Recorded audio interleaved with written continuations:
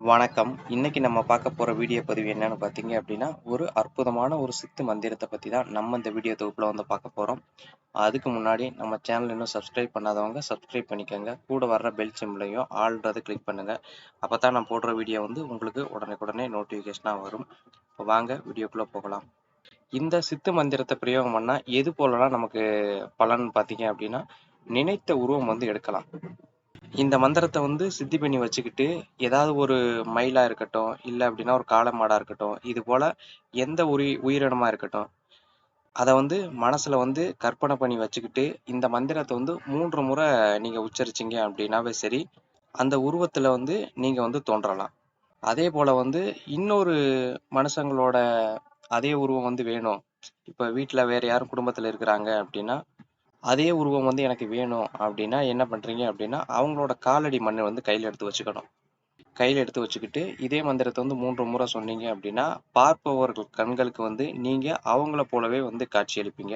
அதேபோல வந்து ஒரு குறிப்பிட்ட உயிரினமா வந்து இருக்கட்டும். ஒரு ஆடு, கோழி, மாடு இது போல சிங்கம், புலி எந்த உயிரினமா இருக்கட்டும், அதே உருவம் தான் எனக்கு வேணும் அப்டின்னு நீங்க நெனச்சீங்க அப்டின்னா, அந்த உயிரினத்தோட காலடி மண்ண எடுத்து கையில வச்சுக்கிட்டு, இந்த மந்திரத்த வந்து ஒரு 3 முறை வந்து பிரயோகம் பண்ணீங்க அப்டின்னா, நீங்க அதே போல வந்து உருவம் வந்து எடுப்பீங்க. பொதுவா எடுக்கிறது வந்து வேற.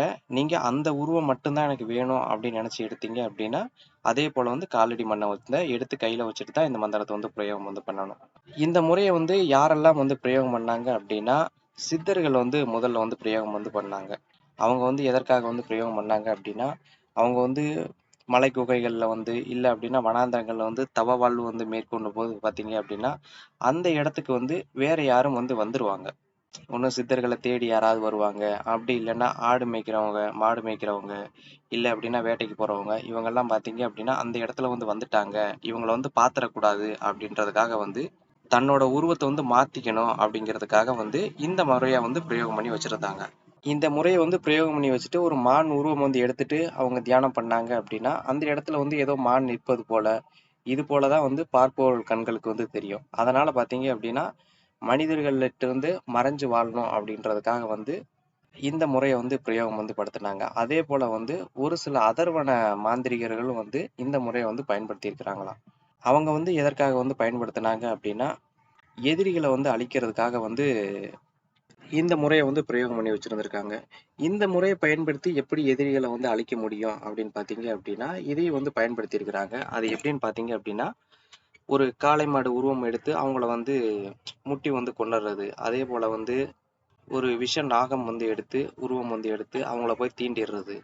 இது போல விஷயங்களுக்கும் பார்த்தீங்க அப்படின்னா, அதர்வன மாந்திரிகர்கள் வந்து இந்த முறைய வந்து பிரயோகம் வந்து படுத்தியிருக்கிறாங்க. இந்த முறை பார்த்தீங்க அப்படின்னா, ஒரு அனுபவ முறை தான். என்னோட அனுபவ முறை இல்ல. என்னோட குருவோட அனுபவ முறை இல்ல. அவரோட குருவோட அனுபவ முறை. அவரு பார்த்தீங்க அப்படின்னா, இத வந்து ஒரு அனுபவபூர்வ உண்மையா தான் வந்து சொல்லியிருக்கிறாரு. இந்த முறைய பார்த்தீங்க அப்படின்னா, யார் வேண்டுமானாலும் வந்து பிரயோகம் பண்ணலாம். ஆண்கள், பெண்கள், குழந்தைகள் அப்படின்னு சொல்லிட்டு யார் வேண்டுமானாலும் வந்து பிரயோகம் பண்ணலாம். அதேபோல வந்து இந்த மந்திரத்துக்கு வந்து சாபம் வந்து கிடையாது. நெறைய பேர்கள் வந்து கேட்குறீங்க, சாபம் இருக்கா? சாபம் இருக்கா? அப்படின்னு.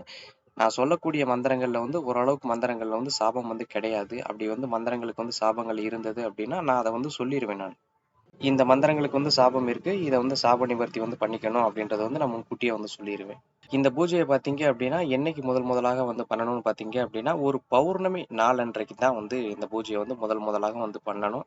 அதுவும் பார்த்தீங்க அப்படின்னா, கிழக்கு திசைய நோக்கி இருந்து தான் இந்த பூஜைய வந்து முதலாக வந்து பண்ணணும். இந்த பூஜைக்கு பார்த்தீங்க அப்படின்னா, படையல்கள்லாம் எதுவும் வந்து கிடையாது.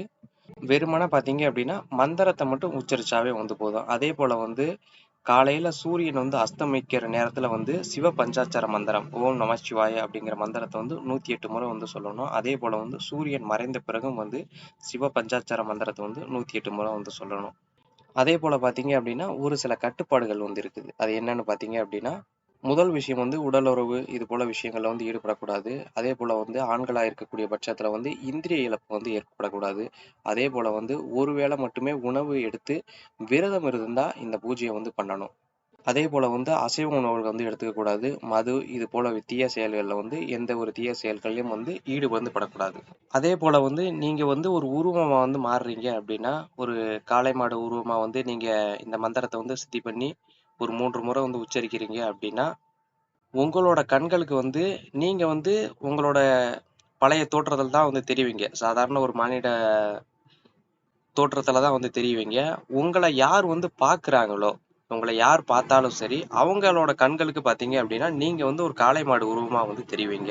மந்திர எண்ணிக்கை பார்த்தீங்க அப்படின்னா, லட்சம் முறு குடுத்தா தான் இந்த மந்திரமானது உங்களுக்கு வந்து சித்தியாகும்.